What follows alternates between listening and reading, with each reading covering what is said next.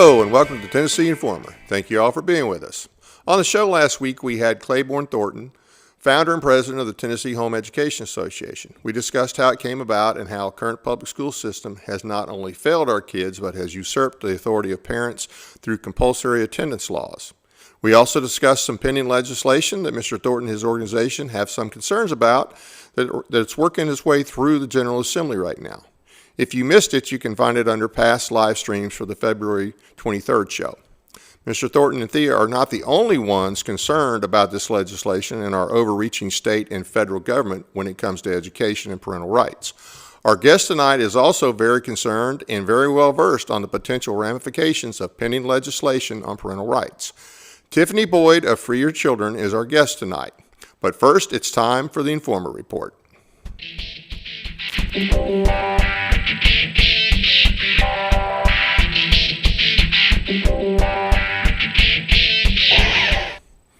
Well, we are at war with Iran, and let's hope that it's a short and successful one for us.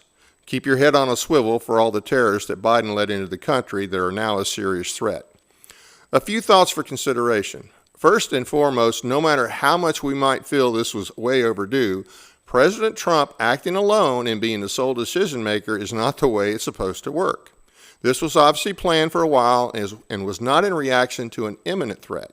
Taking offensive action requires congressional involvement. Yes, I know our Congress is crap, but that's what the Constitution says. Our first 5 presidents understood this, as did most of the presidents prior to the 1890s. While many will say the War Powers Act authorizes it, I think that is questionable. Does the War Powers Act actually give the president the latitude, not only President Trump, but others before him, this authority? I would encourage you to read it for yourself, but I want to highlight just some things, a couple of things that I read in the War Powers Act today. And the War Powers Act was passed in November 1973. It was passed after the Vietnam War and greatly in response to that war. And it was a joint resolution concerning the war powers of Congress and the president. The purpose, policy, and role of Congress is how Section 2 is listed. Section 1 is just the title of it. And this came from congress.gov. This is something I found online. Section 2 states that the War Powers Resolution purpose is to ensure that the collective judgment of both Congress and the President will apply to the introduction of United States Armed Forces into hostilities. Doesn't say war, it says hostilities. Section 2B, Section 2C states that the powers of the President as Commander-in-Chief to introduce U.S. Armed Forces into hostilities are limited, exercised only pursuant to a declaration of war or other specific statutory authorization from Congress, or a national emergency created by an attack on the United States or its armed forces. And we'll say that again, created by an attack on the United States or its armed forces. Consultation with Congress, this is Section 3 of the War Powers Resolution, requires the President in every possible instance to consult with Congress before introducing U.S. armed forces into situations of ongoing imminent hostilities and to continue consultations as long as the armed forces remain in such situations. Notification to Congress, Section 4. This is one of the central provisions. It's designed to ensure that Congress is notified of military deployments that could involve the exercise of congressional war powers.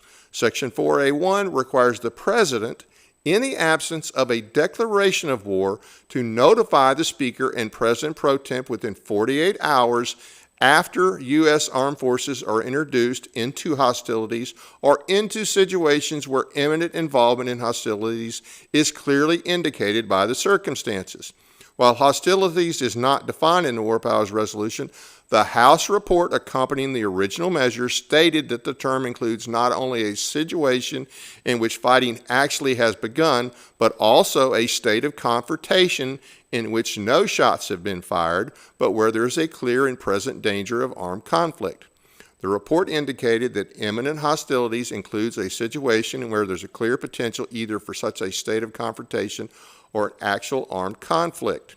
Section 4A2 and 3 require the President to report other deployments of U.S. armed forces into the territory, airspace, or waters of a foreign nation while equipped for combat, except for deployments which relate solely to supply, replacement, repair, or training of such forces, or additional deployments in numbers which substantially enlarge United States Armed Forces equipped for combat already located in a foreign nation. Section 4A, notifications must include information on the circumstances necessitating the introduction of United States Armed Forces, the constitutional and legislative authority under which such introduction took place, and the estimated scope and duration of hostilities or involvement, which nobody can really predict that. 4C requires the President to report to Congress periodically and at least every 6 months on continuing deployments of U.S. forces reported under Section 4A. Congressional response to an introduction of U.S. Armed Forces, this is Section 5, sets out possible congressional responses to authorize or terminate an unauthorized presidential use of the military. Pursuant to Section 5A, Section 4, and Section 4A, report of hostilities shall be transferred to both the House Foreign Affairs and Senate Foreign Relations Committee for consideration. Section 5B states that when the President reports an introduction of U.S. Armed Forces into active or imminent hostilities or such report is required under Section 4A but not made, the President must terminate such use of armed forces after 60 days. You know, we keep hearing, well, he's got 60 days. That was not really the way that was intended to be taken. I understand it's been taken that way pretty much since it's been written. But if you read this, if you read the whole thing in context, that was not okay, you got 60 days to do what you want. No, that's not the case. 60 days, unless Congress has declared war or specifically authorized the action, has extended the 60-day period by law, or is physically unable to meet as a result of an armed attack on the United States. The period of deployment can be extended an additional 30 days by the President if the President certifies that unavoidable military necessity respecting the safety of the United States Armed Forces require their continued use in the course of bringing about the removal. Section 5B is sometimes interpreted to allow the President to unilaterally involve U.S. forces in hostilities for any reason for at least 60 days. I already hit that in a minute. This interpretation might seem at odds with the assertions of limited presidential war powers in Section 2C and Section 8D2, which states that the War Powers Resolution does not confer any presidential authority to involve U.S. armed forces in hostilities. Under Section 6, the 60-day period seems to serve primarily as a window for Congress to possibly authorize an otherwise unauthorized use of the military. Under Section 5C, Congress may require the President to remove U.S. forces from unauthorized hostilities at any time by a concurrent resolution. I think that's been changed to a joint resolution. And obviously the President could veto that. So the President doesn't necessarily have a free hand for 60 days, and the obvious intent is to ensure the Constitution is followed, with Congress being the branch that authorizes offensive action. The founders were clear, and so is the Constitution. Presidents were never intended to get us in wars or hostilities without congressional approval. Now, you always have the right to return fire. You always have the right to repel. But if you go read about the first 5 presidents and read their take and their understanding on their very limited power when it came to anything offensive. All right, now, Senate Bill 1958, House Bill 1971. By now, many of you have heard about this bill that will end our right to make a facial challenge to the constitutionality of a state law. We did a special on it last week with Richard Archie, and he's done a great job explaining the problem with his bill on his Substack as well. And this is the Tennessee Firearms Association also has more information. Bottom line, this bill, we have to kill this bill, and it is in committee, I want to say, Thursday. Well, let me back up. So the Senate bill, we're not sure when it's going to come back up, but it's coming back up, whether it comes to committee or goes straight to the floor. But we know that House Bill 1971, that's the House version, will be in the House Judiciary Committee this Wednesday, March 4th. We need everyone to call their legislator, their representative, and their senator, as well as the members of the House and Senate Judiciary Committees, and tell them to uphold their oath and defend your rights by voting no on House Bill 1971 and Senate Bill 1958. Guys, we cannot let this thing get through. It's got to die, and it's got to die quick. Senate Bill 2214 by Senator Wiley and House Bill 2611 by Representative Halsey. This bill changes the current UCC, and UCC is Uniform Commercial Code in Tennessee, to protect the individual investor, not the big banks. Now, You'll have to look the bill up, but the bottom line is this. The key language in the bill, and I'll explain it a little more as we go along. If a securities intermediary does not have sufficient interest in a particular financial asset to satisfy both its obligations to entitlement holders, you're the entitlement holder, okay? And this is whatever company or bank you're invested with. Okay, entitlement holders who have security entitlements, they call them entitlements now. Your investments are now called entitlements to that financial asset and its obligation to a creditor of the securities intermediary. That's the person, that's the next bank above them, okay? Think of a bigger bank, like a central bank, who has a security interest in that financial asset. Then the claims of the entitlement holders other than the creditor have priority over the claim of the creditor. So in other words, if we have a big crash, right now the way it's written is that money's going to flow up. This in Tennessee means you will get paid. That's what it's, and that bill is The Great Taking by David Rogers Webb, or find the old episode we did on the Tennessee Informer entitled The Great Taking, and we had David Rogers Webb on about a year and a half ago. And Senate Bill 2214 by Senator Wiley will be in the Senate Commerce and Labor Committee tomorrow. House Bill 2611 will be in the Banking and Consumer Affairs Committee tomorrow as well.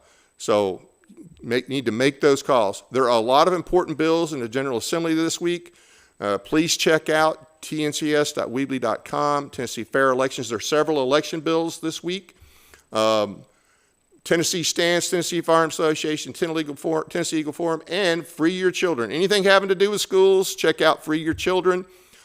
Anything firearms, Tennessee Firearms, obviously. Tennessee Stands covers a lot of good things. I do want to put a plug in. There's also, I cannot remember the bill number, but I apologize, that Monty Fritz has a bill in committee, I want to say tomorrow.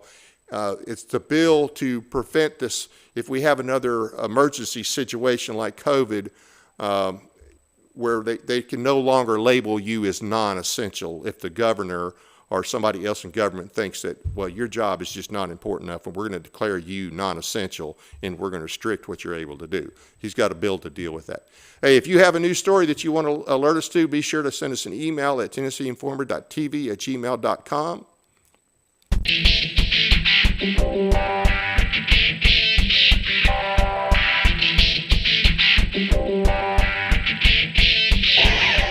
And now a quick word from our sponsor, LifeWave, a unique product that uses light reflection to activate the body's own natural energy, supporting healing, improving performance, and combating aging without drugs or stimulants. Check it out, and we'll be right back with our guest, Tiffany Boyd.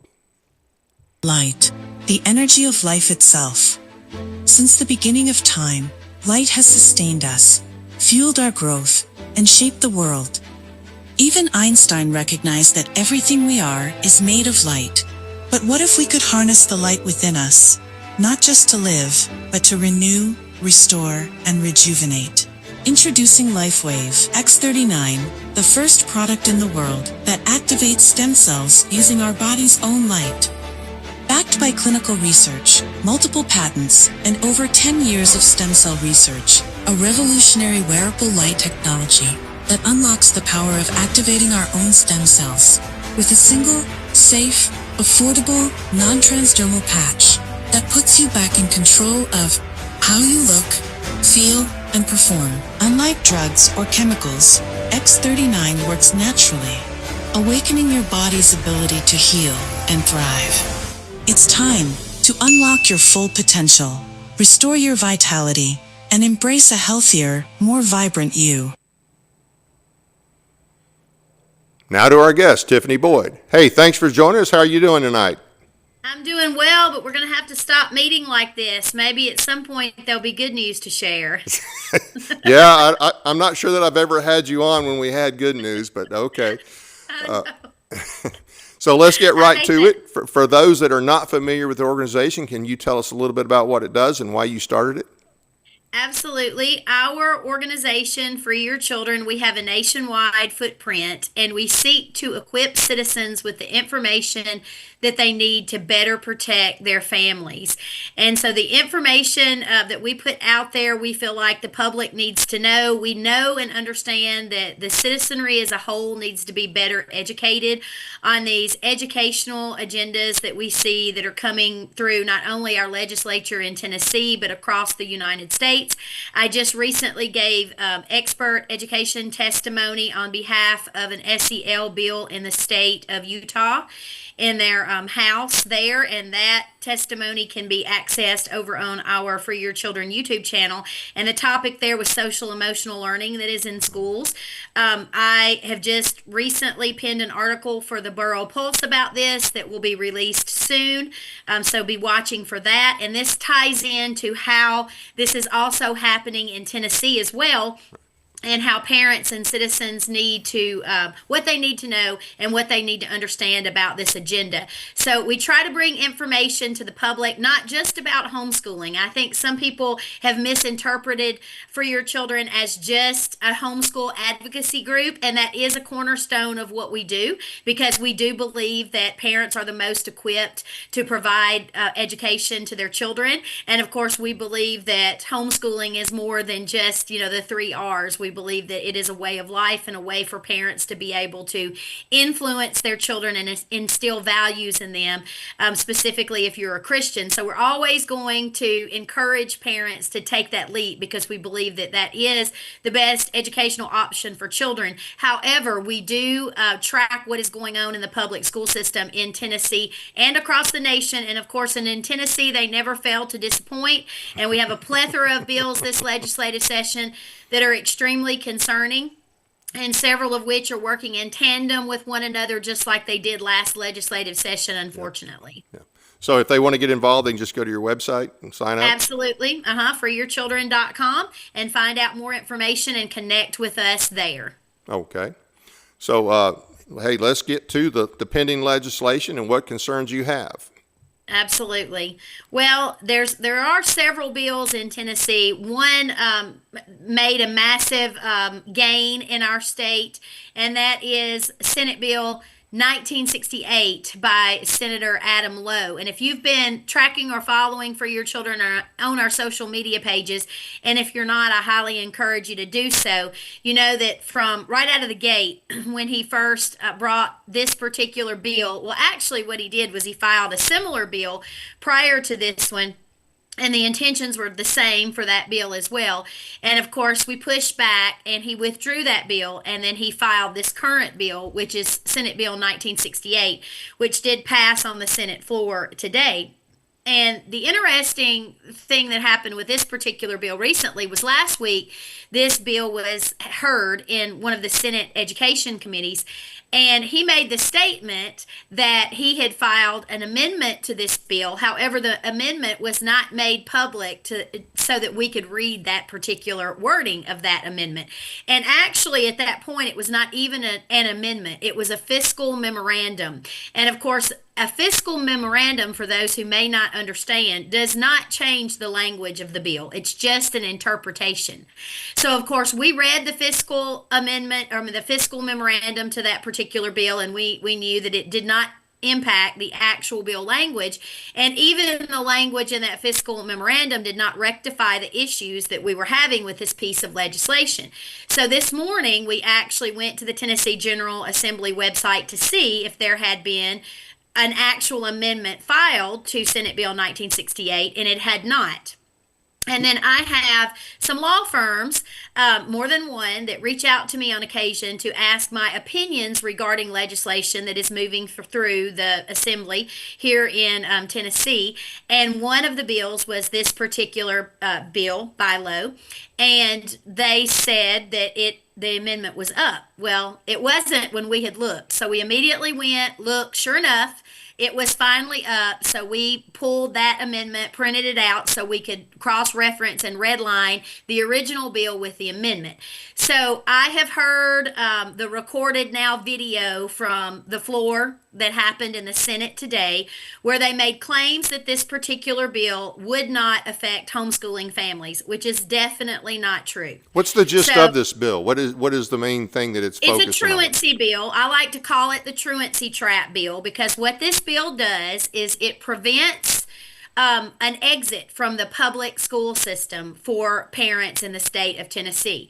So currently in the state of Tennessee, there is no law on the books that states a parent cannot withdraw their child from public school and re-enroll them in a private school or a legal homeschooling option in the state of Tennessee at any point.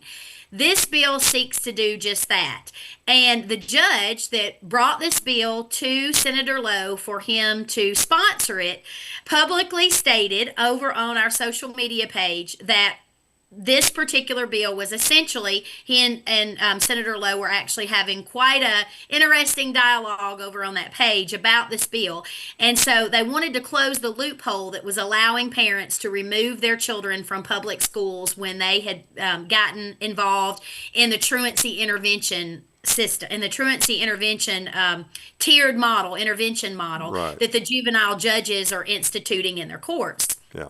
And so, of course, if anyone remembers, Free Your Children was over in the Coffee County Juvenile Justice Center several years ago when we were watching as a juvenile judge there was denying parents the right to homeschool their children, which is unconstitutional because there is no law in the state of Tennessee that prevents that. So there were actually parents who were finding themselves caught up in this truancy trap, this truancy pipeline, and they had been referred to the juvenile judges and they were coming to court, for a hearing to find out if their child was being adjudicated as unruly, because if your student misses a certain number of unexcused absences, 5 or more unexcused absences in the state of Tennessee, and you find yourself in the juvenile court system, your child could be potentially adjudicated as unruly.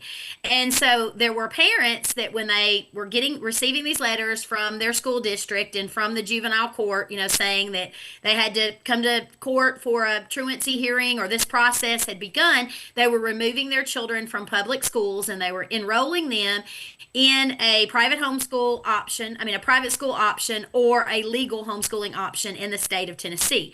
Well, of course, we all know that when children are removed from the public school system, then that school system loses money. Yeah. Yes, I just want to absolutely. clarify something on this. So this, all right, it's built around truancy. Now, Mm-hmm. is the standard for truancy the same in all LEAs across the state? No. So it's not necessarily 5 days. Right. No, it's not. So what happens is each school district per Tennessee state law creates their own tiered truancy model plan.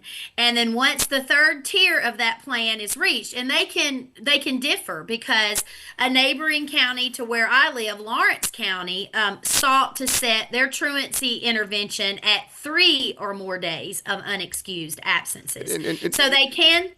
I'm sorry, hit on that a little bit because this is also the school system determining what's unexcused. It's Correct. Now, we're not just talking about Yes. some kid is skipping school and smoking dope. We're talking No. they don't accept the parent's reason Correct. for this Correct. kid missing school. Yes, and I'm glad you brought that up, Dave, because a kindergartner could potentially be adjudicated for unruly under this particular piece of legislation, a kindergartner. So when you look at unexcused absences, there could be a child that is experiencing bullying in the school system, and mom and dad have decided that or mom or dad or grandparents, whoever has custody of those children and makes those educational decisions for the child, child may have decided that it's not safe to send their child to school because they need to get some issues worked out within the school system, or they're addressing, mental health issues with the child, or the child may have a chronic illness. They could have, some type of illness that the parents are fully qualified to manage at home, and it does not require them, to run to the doctor every time the child doesn't feel like going to school or could not potentially make it through a school day because of this illness that they're dealing with. It completely strips away the parent's ability to be able to make those decisions. You have to have a doctor's note. And in Lawrence County, when they were trying to set their truancy model plan, if a child were to attend school and get sick and the school nurse were to send that child home, they were even considering making those unexcused absences if the child was sent home at the behest of the school nurse. So this is such a huge issue, and I think that every single parent, all of them, no matter how they're educating their children in the state of Tennessee, should be concerned about this particular piece of legislation. This is not a homeschooling bill. It still affects homeschooling families. It also affects public school families. It also affects private school families. It also affects citizens who don't even have children in the school system, because what we're talking about is a violation of our constitutional rights, and that should concern everyone. Yeah. And so I think, what you need to understand with this bill is they're trying to create a roadblock for parents to be able to exit the public school system, and they're using truancy to do just that. So as I was talking about this amendment that he had supposedly filed, it was not even available to the public until at some point late morning or early afternoon. And so when we found out that it had finally been uploaded to the Tennessee General Assembly website, we printed it out and we redlined it with the original bill. And so, he was claiming that the amended language protected the homeschooling community because they removed the verbiage of Tier 2. But Tier 3 still remains. So if a family finds themselves caught up in this truancy trap pipeline and they are sent to the judge under this Tier 3 intervention, and of course the school system, makes a decision based on when they feel like their interventions are no longer working, and then it is referred to a juvenile judge. Once that happens, if this bill is passed, into law, this will give a juvenile judge the ability to potentially decide what a child's educational path will look like, and the parents will have no say-so. Yeah. It will be up to that particular juvenile judge, which, again, is a gross intrusion on parental authority, and of course it is unconstitutional because parents have a right to home educate their children or remove them and put them in a private school. And so this bill is extremely Let me ask you this real quick. Let me ask you. So you said this bill, it was amended on the Senate floor today? It was supposedly it was amended last Wednesday when it was in committee. And Senator Pody seconded that amendment, but it was not available to the public. And at that point in time, it was a fiscal memorandum. It was not an amendment that changed the actual language of the bill. So then today, when it went to committee, the amendment was attached. And then they voted on the amendment first, which is the legislative process. They voted on the amendment first, and then they voted on the actual bill, and it flew through the Senate with flying colors. So the Senate committee or the Senate floor? The Senate floor. So let me ask you this, because normally if they have an amendment, and if it's not a timely, did they have to request for an untimely amendment to be accepted? Because normally if that amendment has not already been given to the committee prior to hearing it, it's known as an untimely amendment, and they have to take a vote to accept or not. Sometimes they do, sometimes they don't. I'm sure they would have accepted it, but that's my understanding of the procedure. And, I'm sure there's some arcane rule somewhere that I don't know about, but it sounds to me like this thing was basically, let's hide it till the last minute. What do you think their overall motivation for doing is this? Is this just keeping dollars in the public schools, and is it also making sure we can control as many kids and families as possible? Both. Absolutely. We've been warning about this. There are multiple bills, again, like I said, that are working in tandem with one another in our legislature. And this bill is actually working in tandem with another bill that we're going to discuss because when the juvenile judge was weighing in about this particular issue, and he made a public Facebook post, which we shared, where he emphatically stated that what they're doing with the truancy courts is they are preventing the loss of the much needed funding, the appropriate funding for public schools. So he didn't make any bones about what, the bottom line is. And then, of course, when we were having that discussion with Senator Lowe and this particular judge over on, the Facebook page, Senator Lowe emphatically stated that this bill would not allow people to hide behind their, homeschool label. So this is most definitely what they're trying to do. And in addition to that, this particular judge said that the majority of families who find themselves trapped within the truancy pipeline and decide to remove their children from school are choosing to utilize a legal homeschooling option in Tennessee, which includes Penn Foster, which is an accredited online school. So then we see legislation specifically targeting Penn Foster this legislative session as well that we're going to be talking about as we move through the show. Well, do you want to hit that one now? Do you want to go ahead and move to that one? We can do this if you would like. That's Adam Mabry's bill. Let me find my paperwork here to tell you what the number is on this one. It is, I think we had it in the queue to go last, I believe. So Sorry about that. That's okay. It's House Bill 1896. So Representative Aaron Mabry brought this bill and sponsored it. And again, very interesting commentary that he was involved in on our Free Your Children page, where he claimed that we were unable to read bill language, but apparently Representative Mayberry couldn't read his own bill because he was claiming that this bill was only going to affect adults and was not going to affect children in any way. But if you read the bill, that is not what it says at all. It actually says just the opposite of that. And if you read it, Section 1, Part B clearly states, in order to operate in this state as an approved Category 3 non-public school, the State Board of Education shall require a private school described in subsection A that serves students in any of the grades 9 through 12 to administer a nationally standardized achievement test, and then it goes on from there. So clearly, that was, what. Well, maybe he has a lot of adults in his district that are in grades 9 through 12. Maybe so. It was, Michael Lotfi of AFP, and of course, we know that AFP, Americans for Prosperity, is promoting Aaron Mabry as well because he's a huge voucher advocate. Right. So we're seeing a continuum of that as we move through, the years, as school choice begins to advance. The writing is really on the wall who's doing the bidding for these legislators. But the interesting thing about this is that this particular bill would focus on Penn Foster because, and I did a legislative update about this, but it's really important to note that this particular bill is talking about Category 3 non-public schools that are regionally accredited by one of the accrediting agencies listed in the state board policy. Some of these Category 3 schools also have national accreditation from the Distance Education Accrediting Commission, and one of those is Penn Foster. What is you called it a level 3 or what? Category 3. What is a Category 3 school? Yes.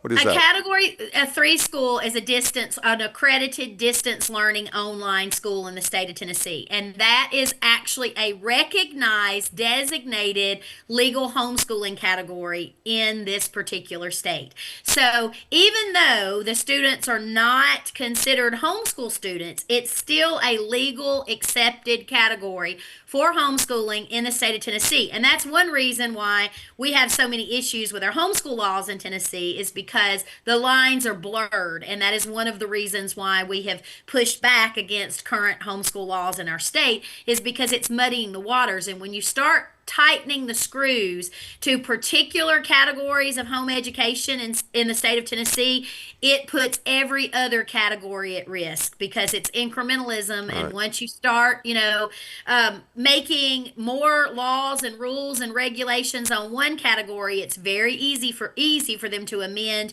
that particular wording and apply Yep. that to other categories of homeschooling in the state of Tennessee. So we have a free for all in our Tennessee General Assembly, and they have, come out swinging in an attempt to attack multiple different categories of homeschooling this legislative session. But again, it's so important for citizens to understand that this is not just about homeschooling.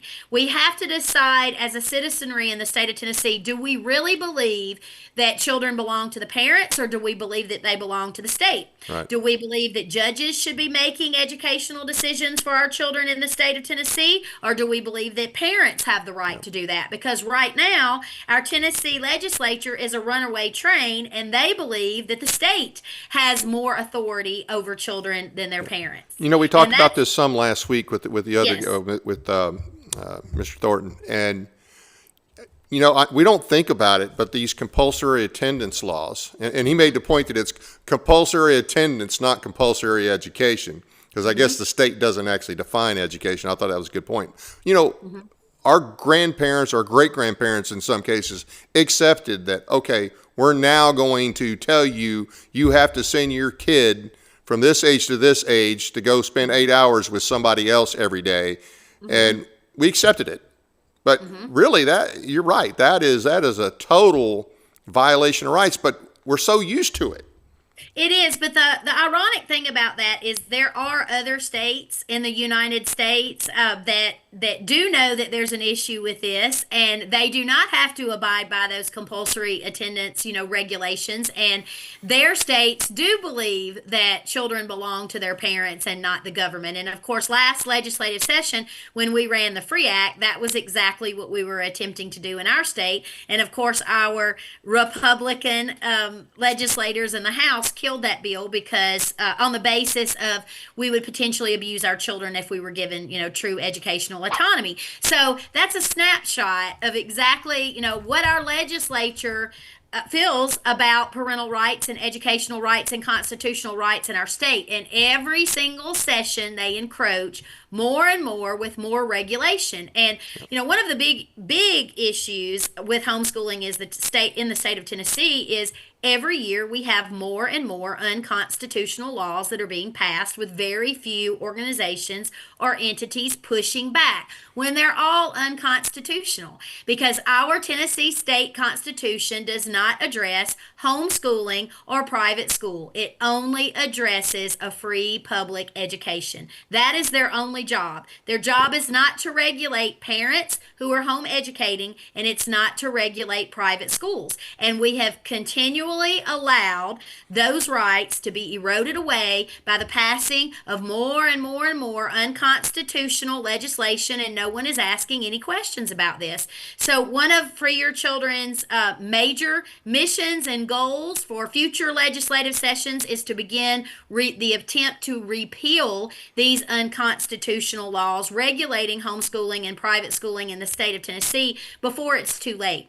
Yeah. And it's a shame that more people aren't being proactive instead of reactive, because once these items pass into law, it's too late almost. Then you have an even bigger fight where we should be pushing back and preventing this from happening in the first place. But we do believe education is key. And so, we're working as hard as we possibly can to educate people on why you should be concerned about these bills, why you should be contacting your legislators.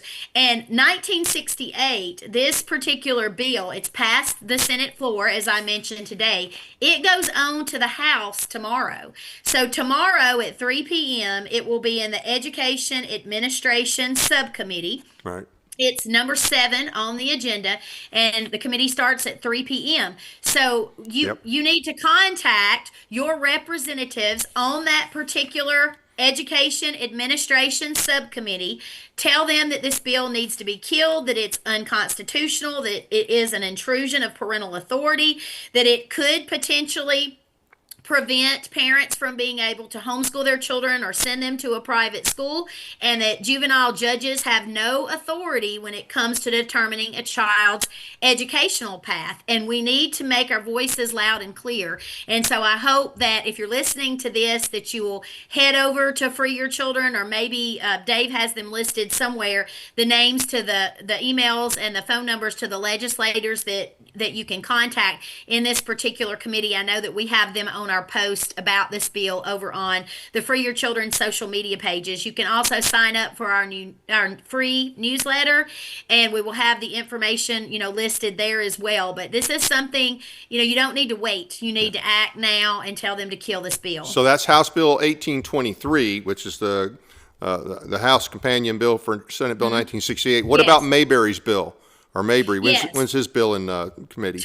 Tomorrow. It's tomorrow in the K-12 subcommittee at 9 a.m. Okay. And so we will have, that listed as well over on the Free Your Children page with the legislators that you can contact to tell them to kill that bill as well. So again, as I said before, lots of different bills working in tandem with one another this legislative session to erode freedoms. And Dave, I don't know about you, but anytime they claim that they have an amendment or they file an amendment and the general public is not given ample opportunity to preview it and to ask questions and have discussions, then that has to cause everyone, or should cause everyone, to pause and say, why are they trying to ram this through without giving, citizens in Tennessee an opportunity to discuss these? It should be required that it be up there at least 24, if not 48 hours prior to it appearing in committee. And hey, we do have those bills. We'll pop them up again in a minute. So audience, if get your pen and paper ready to write these down. I don't necessarily have the phone numbers to call, but if you got to have the bill number anyway. And you can go to Free Your Children, I'm sure, and get the right committee, the numbers. Yep. So there was a couple other bills that we had to talk about. Yeah, you talked about one in your opening there, and of course that was the bill that would prevent citizens from holding the state of Tennessee accountable if they violate their constitution, and we sounded the alarm about that as well. I do want to say something about that real quick, though. I think that bill is twofold. I think it has two aims. Number one, they're really irritated with the Tennessee Firearms Association because Tennessee Firearms Association, the whole Hughes v. Lee deal, even though Tennessee Firearms Association is not the one that actually filed the lawsuit. However, John Harris of the TFA did do the arguing in court. And so I think they resent that they lost that case, so they don't want to even be questioned. And then I think the other portion of the other reason that they're trying to do that is the vouchers. Yes, absolutely. And that in general, they just want to be able to pass something and tell us to sit down and shut up. That's their whole goal. Absolutely, and that is exactly what I was going to say in relation to the voucher bill, was that they know that it's unconstitutional. They do not want citizens calling that out. So of course, if this bill 1958 passes, then that will give them the ability to stomp the necks of the citizens in Tennessee and say, you have no recourse, to heck with the Constitution, we're going to do whatever we want to do, and there's nothing you can do about it. So I think that, and then that goes right back to this Senate bill that just passed the Senate floor with what Lowe is trying to do with this unconstitutional bill that denies, parents the right to make educational decisions, for their children. So all of these bills are unconstitutional, and citizens are wising up, and they don't want them asking questions. Don't you have at least one or two other cheery bills to talk about? Yes, there's another one, House Bill 1729 by Representative Slater. This is what we call the CLT bill that we have pushed back on. He had promised his constituents, and there had been a whole lot of discussion from other organizations that had contacted me claiming that he was going to have an amendment attached to this bill. There is not an amendment attached to this bill. This bill actually adds additional cumbersome regulations to Category 1 homeschooling. So again, another bill tightening the screws to homeschooling, another category of homeschooling. And we have other concerns with this bill. CLT, Classic Learning Initiatives, the company that produces this particular particular standardized test is a huge advocate of school choice. And of course, Slater was asked by a constituent if this company had applied to be a vendor for the state of Tennessee on the Education Freedom Scholarship Act, and he did confirm that they have indeed applied to be a vendor. So again, that goes back to my question of why are we passing bills, especially bills that add, cumbersome regulations that could potentially be signed into law that are unconstitutional in the first place, regulating a homeschool category in Tennessee. And we're doing this at the behest of a private company that plans to benefit from the taxpayers by applying to be a vendor under the Education Freedom Scholarship Act, because that list of vendors is not public record.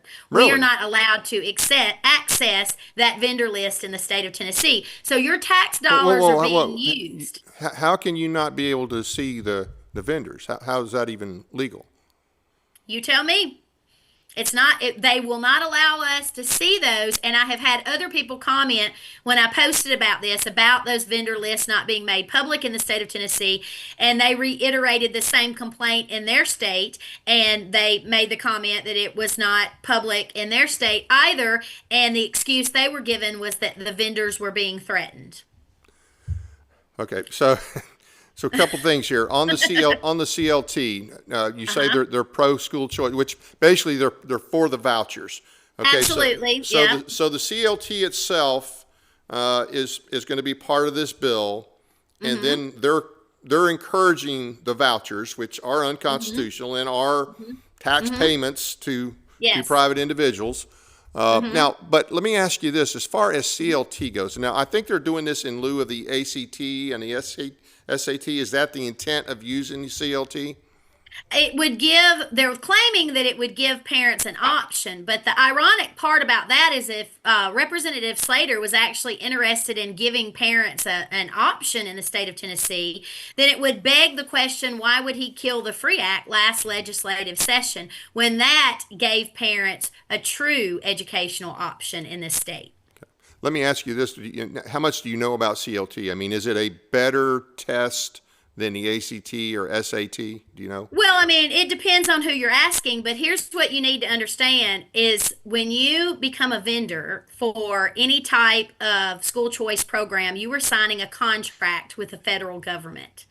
And so so what does that contract look like? What are their standards going to have to be look like compared to the ACT and the SAT standards? Because the whole goal of school choice is just like Common Core, to align everyone to the same standards. Right. So why would a company that claims that it's a different and better option want to participate in a government program who seeks to align all forms of education, into, a government controlled system, which is exactly what's happening with these programs.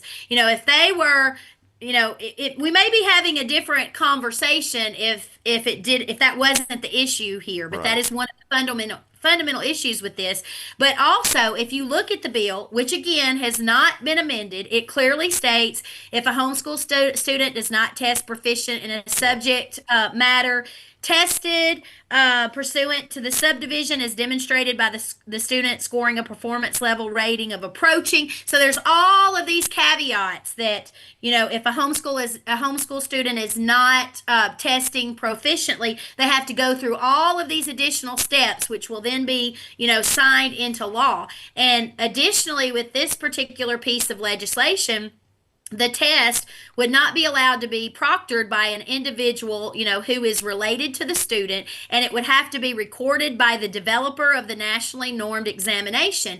And historically, that has not been the case because I was a proctor. I'm a college graduate. I have a teaching license, and so I was a qualified test proctor for years in the past, and so I could administer a standardized test, the Stanford to be exact, to my own children, as long as I was also testing other students. This bill would prevent you from being able to do that. And this coming from a school system, from a state that we don't have the greatest scores, and we've been working at education now since the Common Core days, and our numbers are not that much better, if they're better at all. And we won't even hold people back for not meeting the standard. Correct. But yet you want to enforce additional regulations on homeschool students who statistically outperform public and private schools. And so, we're adamantly opposed to this particular piece of legislation for multiple different reasons. We do not need any more unconstitutional laws regulating homeschooling in the state of Tennessee. This needs to stop. Every single legislative session, they beat us to death over the head with all of these bills that seek to serve the same agenda, which is to, tighten the screws to the freedoms of the citizens that live in the state of Tennessee. And my question is, when are citizens going to have enough? When are they going to say that is enough? Yeah. And then I think we got the voucher bill. We just Yes. instituted it last year, and now they want to open it up even more. They want to go bigger on being unconstitutional. Absolutely. What's the number of that bill, the voucher bill? The number of that bill is. I know Lamberth is the sponsor, the House sponsor. Yes. There we go. There you go. 2532. Yeah, 25. Yes. And that particular bill, anyone that if you're familiar with Free Your Children at all, you know that we are opposed to all forms of government-funded private education. We know that program, seeks to destroy true educational freedom by making all forms of education government controlled. And it is a scam that's been, sold. They've had great marketing to convince parents that this is the answer, but it's a trap, and it's a trap that many parents are falling for. And, I've written extensively on this topic and even shown what these programs have looked like in other states and how it is infringing on freedoms of parents who are unfortunately choosing to participate in this program. And one common theme is well-being checks on students and families. Yeah, I remember Penny Schwinn tried that garbage during COVID. Absolutely. Are there any national groups out there that, in your opinion, undermine homeschool parents that people probably think are good organizations at the national level? I think that and I've shared this extensively. I've written about this, so you can go to freeyourchildren.com and pull up the articles that I have read here, written and have posted on the website, and also they're posted on the Borough Pulse under my author page, which is Tiffany Boyd at the Borough Pulse. What I'm finding with many of the national organizations, specifically the ones that I have written about, and of course those are public record now, is that many organizations, they claim that they are fighting to preserve rights, but they seem to be tied in some way to organizations and individuals and entities that are actually promoting school choice and the school choice agenda. So you will see ties to organizations that all flow back to the same money, that's coming from those that are trying to advance these different programs in the states across, the U.S., because it's a massive push. So, there are a lot of them out there, and many of them you will see familiar names. The Heritage Foundation has been involved in the expansion of school choice, the Koch brothers, Americans for Prosperity, and the list, goes on and on and on. And I'll link, that particular article where people can read that information in its entirety, so people can go and read about that and then do their own research. So that's what I would really encourage people to do, is that if any organization is telling you, we've got it taken care of, we'll handle it, you sit at home, you wait for our direction before you contact legislators or before you start asking questions, that's a huge red flag. We do not want to do that. We don't want men or women in suits lobbying for us, okay? We want citizens to be educated themselves, and we want them to exercise their own voices, and we want them to have conversations with their legislators so that they understand that the general population is actually educated on this. Because anytime you allow another organization, especially if you do not know, where their funding is coming from, and you may not, know if they have any conflicts of interest, you are gambling, with your freedoms there. So I think that, you're much better off if you're educated yourself and that you speak for yourself. And that's what we encourage people to do.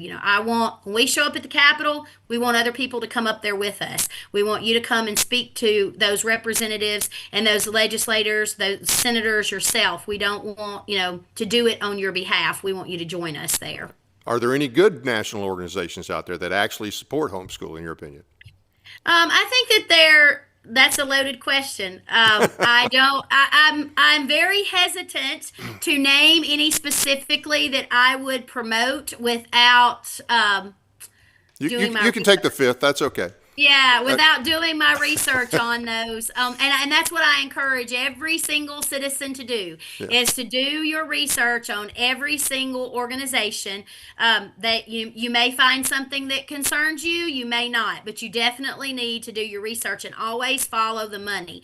I do know that, we have thought that there have been organizations that would be helpful in this fight only to find out that they were undermining what we were actually trying to accomplish because there was a conflict of interest or they had someone sitting on a board somewhere that could benefit from something that we were opposed to or some entity that we were opposed to. And that's one thing that I want to point out. I'm not a politician. I do not sit on any government appointed committees or government appointed boards. I'm just a mom who happens to have an extensive background in education of 30 plus years, who has homeschooled her own children for 22 years. I'm a former public school teacher, so I've been inside the system and I've devoted my entire life to researching and educating others on what's really going on in terms of education. But my only motivation in doing this is freedom. And that's it, Yeah. because there's nothing else for me to gain. And many other entities cannot say the same. We are funding for your children primarily out of our own personal budgets. We do have occasionally people to make donations to Free Your Children to help us continue to do the work that we do, but they're not large NGOs. They Right. are just like-minded citizens who believe in our message and who are dedicated to freedom. And you have seminars, but now your seminars cover, it's not just going to be about school if you host a seminar. Correct. Okay. Correct. One other thing I want to say before we get further along, school choice. Everybody, when you hear school choice, well, yeah, everybody should have school choice. Parents should have school choice. But what people don't understand is they're going to take tax dollars and they're going to give them to individuals whose kids then will attend a private school or may, in many cases, like in Tennessee, already in private school and have been in private Correct. school. That's where we know that, or that's where we have good reasons to suspect that most of the vouchers have already gone to. And so our state constitution is pretty clear. The state is supposed to fund public education. It's not supposed to fund private education. And so that's where I think that's a play on words. I think it's deceptive because, well, who would be against school choice? Right. It's a great marketing strategy, but I like to say that what they're selling is government school choice. We already have school choice. The parents already have the ability to send their children to public school, private school, or homeschool. What they're talking about is government school choice, which is taxpayer funded school choice, which, as you said, pays for parents to send their children to private institutions, or in some states, homeschool them, which is exactly what they're headed to in Tennessee. That's the goal. They've made it very clear that their goal is to also include homeschoolers in this. And homeschoolers across the nation are getting swallowed up in these initiatives, and they do not want to be, placed under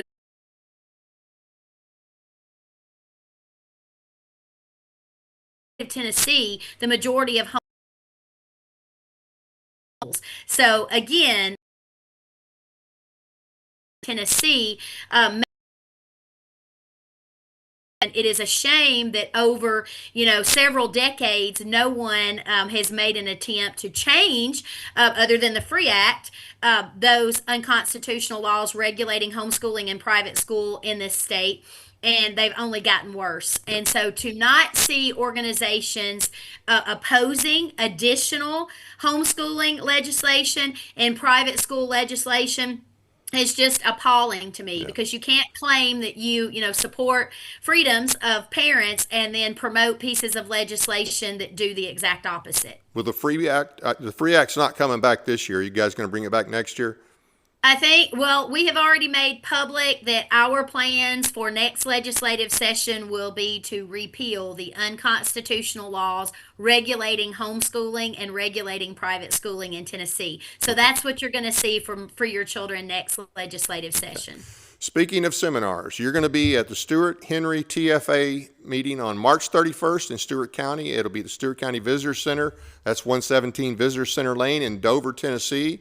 And the topic is education and the Second Amendment. So you're going to kind of hit two big areas there. And looking forward to that. And hey, everybody's invited. You don't have to be a member of the TFA to attend this. And that is 7 p.m. March 31st at the Stewart County Visitor Center in Dover, Tennessee. And I'm looking forward to that.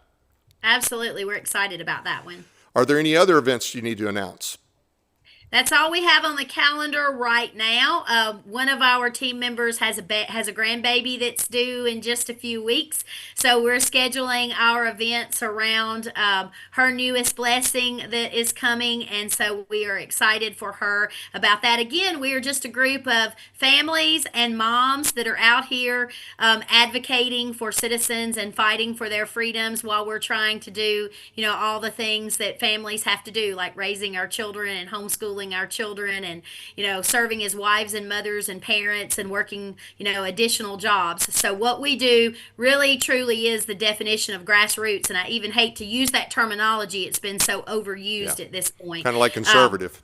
Yeah. But again, that's who we are and what we do. And we, work within a limited budget, and we just, allow God to lead us. And, he always makes a way for us to be able to do the work that we feel like he's called us to do. freeyourchildren.com. Go to the website, check it out. Hey, thanks for being with us, and thanks for what you do. Thank you for having me, Dave, and I'm looking forward to seeing you soon at the seminar. Absolutely. I want to thank the audience for taking the time to watch our program tonight. It doesn't cost anything to subscribe, so please be sure to hit the like and subscribe buttons as well as the notification bell so you never miss an episode. We appreciate your support. Our goal is to have 1,000 subscribers. We didn't make it by the end of February, but I think we need maybe a little less than 70. So if you haven't subscribed yet, please do and share us with your friends. Check out our audio podcast on iHeartRadio, Spotify, and other platforms as well. Sign up for our weekly newsletter at our website, teeninformer.com. Find and follow us on Facebook and Twitter. Couple of announcements real quick. Monty Fritz will be speaking at Trousdale County this Thursday, March 5th, 6:30 p.m. at the Grace Baptist Church, 550 McMurray Boulevard East in Hartsville, Tennessee. He will be speaking Saturday, March 7th to the Robertson County GOP at the Purpose Life Church, 805 Memorial Boulevard in Springfield, Tennessee at 8:30 a.m. Central. Next week's guest is...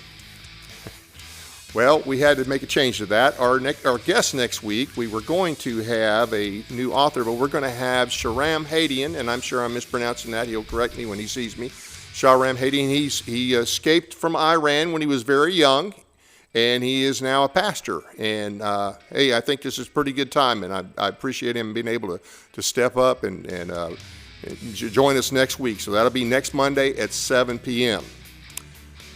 We are not done yet tonight, though. We'll be back at 8:30 p.m. with our second show of the night with guest Joseph Sansone, Dr. Joseph Sansone, here to discuss legislation that declares mRNA vaccines a bioweapon. And oh, yes, they are.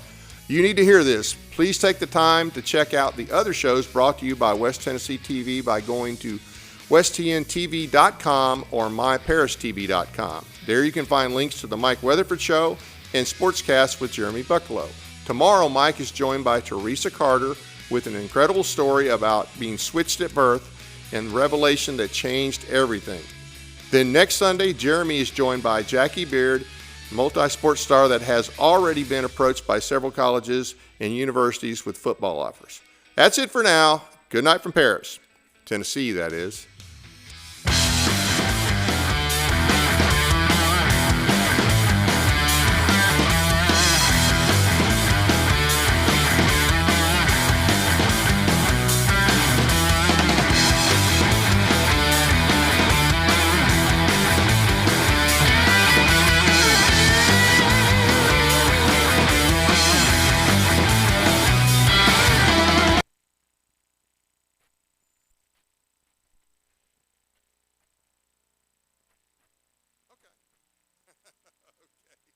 All right, well, hey, appreciate it.